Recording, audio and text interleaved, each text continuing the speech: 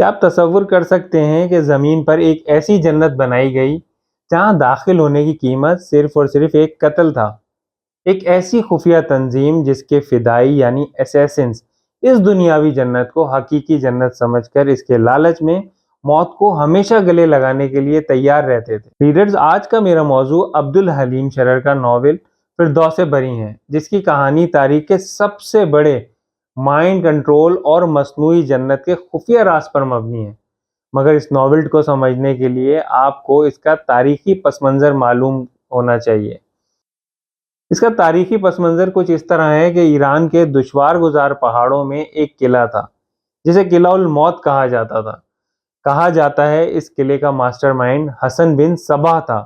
اس نے قلعے کے اندر ایک ایسی مصنوعی جنت بنائی جس میں ہر قسم کی عیش و عشرت، دودھ شہد کی ندیاں، خوبصورت خواتین جن کو وہ حوریں کہا کرتا تھا، نوجوان غلام لڑکے، ہر طرح کے لذیذ کھانے اور پھل موجود تھے۔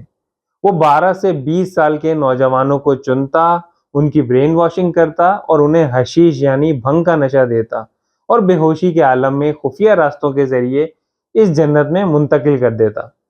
جب وہ ہوش میں آتے تو انہیں واقعی لگتا کہ وہ مرنے کے بعد جنت میں آ گئے ہیں۔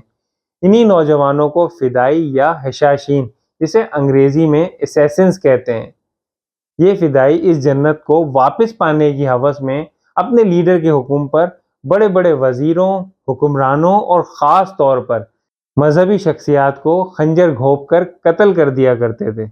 عبدالحلیم شرر نے اس تاریخ کو بنیاد بنا کر فردوس بری لکھا۔ کہانی کا مرکزی کردار حسین ہے۔ حسین اور اس کی ہونے والی بیوی زمرد دوران سفر اسی مصنوعی جنت کے قریب کسی جگہ پہنچتے ہیں اور پھر اچانک زمرد غائب ہو جاتی ہے۔ ایک قبر کے ذریعے تاثر یہ دیا جاتا ہے کہ زمرد مر چکی ہے۔ حسین کو کسی طور پر قرار نہیں آتا اور وہ انہی حشاشین کے پرسرار جال میں پھنستا چلا جاتا ہے۔ مگر کہانی میں اصل سسپینس تب آتا ہے جب حسین کے ذہن کے ساتھ کھیلا جاتا ہے۔ اسے یہ یقین دلایا جاتا ہے کہ زمرد مر چکی ہے اور اسے مصنوعی جنت میں پانے کے لیے حسین کو ایک فدائی بننا ہوگا۔ وہ محبت اور اندھے عقیدے کے درمیان بری طرح پھنس جاتا ہے۔ کیا وہ اپنی محبت کو پانے کے لیے ایک بے گناہ کا خون کر دے گا؟ یہی وہ سسپینس ہے جو آپ کو کتاب بند نہیں کرنے دیتا۔ یہ ناول اس لیے بھی ایک ماسٹر پیس ہے کیونکہ شرر نے اس میں اندھی تقلید اور عقیدت کے لبادے میں چھپی ہوس اور انسانی نفسیات کو بے نقاب کیا ہے۔ فردوس بری کی کہانی ہمیں بتاتی ہے کہ جب انسان کے جذبات اور عقیدے کا استحصال کیا جائے تو وہ کس طرح ایک کٹ پتلی بن کر رہ جاتا ہے۔ ریڈرز، آنکھیں بند کر کے کسی کی پیروی کرنا کتنا خطرناک ہو سکتا ہے، یہ بات آج کے دور میں بھی اتنی ہی سچ ہے جتنی آج سے صدیوں پہلے تھی۔